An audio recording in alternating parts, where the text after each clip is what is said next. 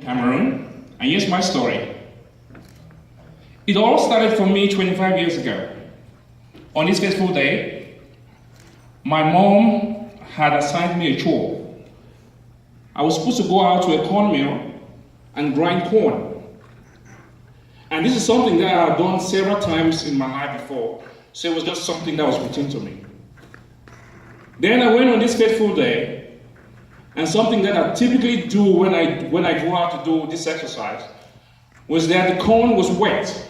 And typically the corn was, when the corn was coming out of the machine, the corn was wet and was sticky around the mouth of the machine.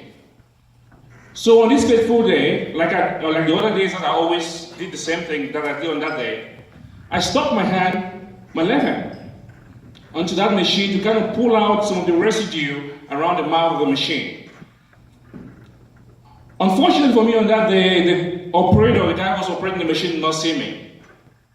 He went and turned it on. And just like that, my hand was stuck in the corn mill.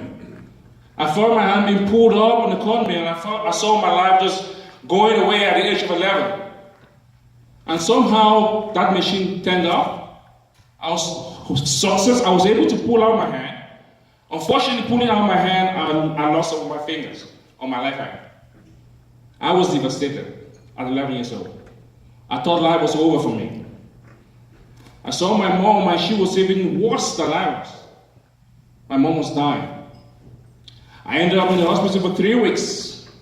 Spent 3 weeks with the doctors trying to salvage whatever they could salvage so I can become the man as I am today.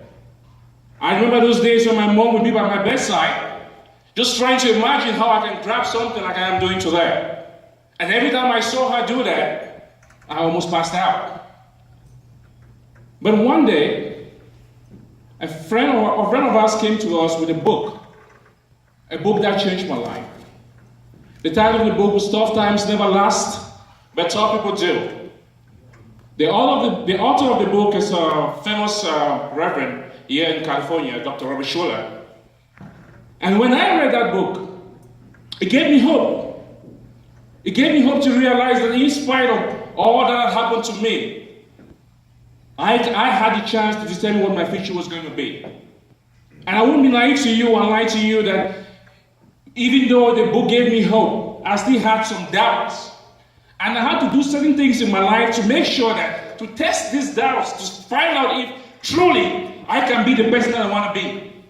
I remember the days when I was in school, and I was trying to figure out those who were going to be in leadership positions.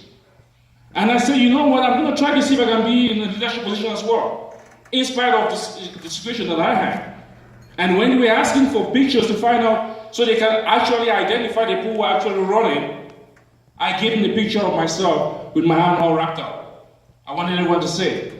And when they put me to judge me, not because of how I looked, but the content that I had in my heart. And just like that, and as I did that test, it worked for me. And that was a big turning point for me. And that has consistently been a turning point for my life. I see no obstacle that is too much for me to go over.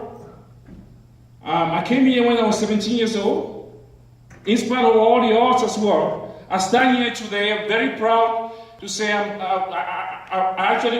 been running a website development business now for the last 7 years. I'm married to a very beautiful woman. I have 4 kids. There's so much I can be proud for, and so much that I'm grateful for.